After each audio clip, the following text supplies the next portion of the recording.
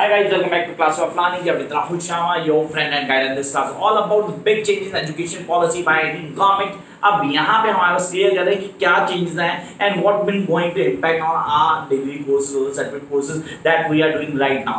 इसके impact क्या है और क्या changes आएंगे इनको क्लियर कर लेते हैं.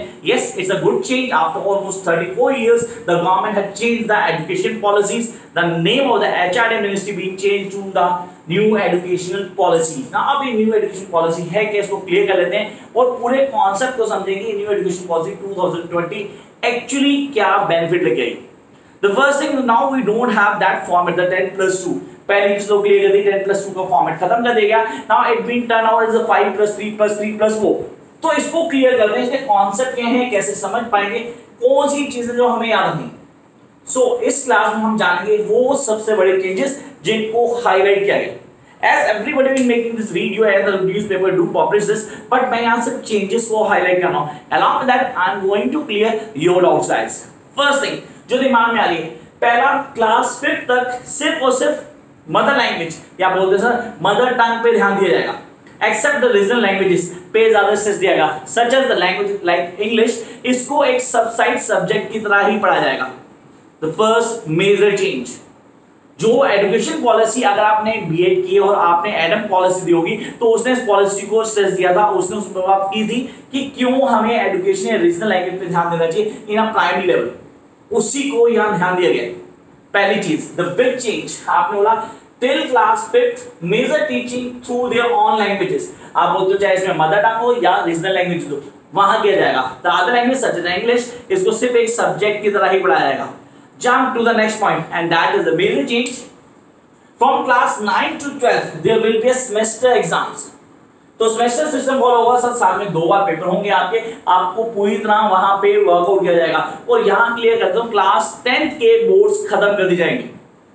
There will be no boards for class 10 students. According to new education policy 2020, there will be no boards for class 10 class students. Jump to the next point. Education policy will follow the 5+3+3+4 pattern. So ये 5 हमारी class primary के लिए, then will come till 8th, then हमारे पास next stage आती है. ये हमारा pattern follow होगा. अब जो सबसे बड़ा चेंजेस को हमें ध्यान रखना है, कॉलेज की स्टडीज को इन्होंने बिल्कुल चेंज कर दिया. इसमें चेंज लेके आए कि 3 से 4 साल की डिग्री दी जाएगी. और जो स्टूडेंट्स इन बिटवीन छोड़ देते हैं, सच कई स्टूडेंट्स होते हैं जो फर्स्ट ईयर करने के बाद सेकंड ईयर फाइनल नहीं दे पाते हैं, सेकंड करते हैं फाइनल नहीं कर पाते due to certain financial crisis और सम अदर. इसमें बहुत बड़ा मोड कर दिया उन्होंने, उन्हें एजुकेशन को चेंज करके पैटर्न खत्म किया. उन्होंने यहाँ बोला कि सर आप अगर फर्स्ट ईयर कंप्लीट करते हैं तो आपको क्या मिलता है, you are going to get certificate. और अगर 10 साल बाद, 5 साल बाद, 4 साल बाद आप कहते हैं मुझे दोबारा परस्यू करना, फर्स्ट ईयर करने की जरूरत नहीं है, आप सेकंड ईयर से सीधा ज्वाइन कर सकते हैं. अगर खाली सेकंड ईयर छोड़ते हैं तो यू गेट डिप्लोमा और the third year you get the degree. And दोस्त who go for 4 year graduation, वो मास्टर्स को सिर्फ 1 साल में कर सकते हैं. Yes, they can do masters in 1 year. And after completing their masters there be no need to do MPhil for PhD students.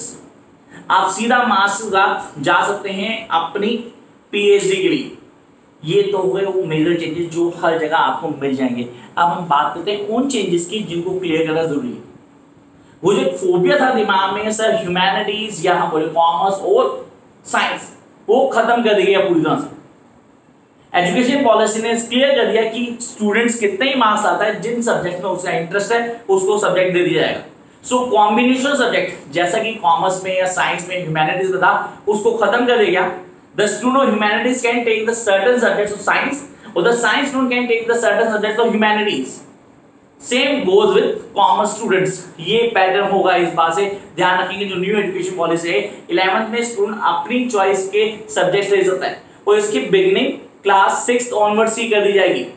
वहां पे बच्चे के इंटरेस्ट के हिसाब से उसको सब्जेक्ट दिए जाएंगे, जिन सब्जेक्ट्स को लेकर वो आगे बढ़ना चाहता है उन्हीं को फॉलो किया जाएगा. Then come to the major change. Sir इसके बिना एक और बड़ा चेंज है जिसको समझना जरूरी है. अब बच्चों के दिमाग में डाउट आ रहे हैं, जो हम लोग कर रहे हैं, we are doing masters या हम ग्रेजुएशन कर रहे हैं या हम बीएड कर रहे हैं, तो उसका क्या स्टेटस रहेगा आफ्टर दिस एजुकेशन पॉलिसी.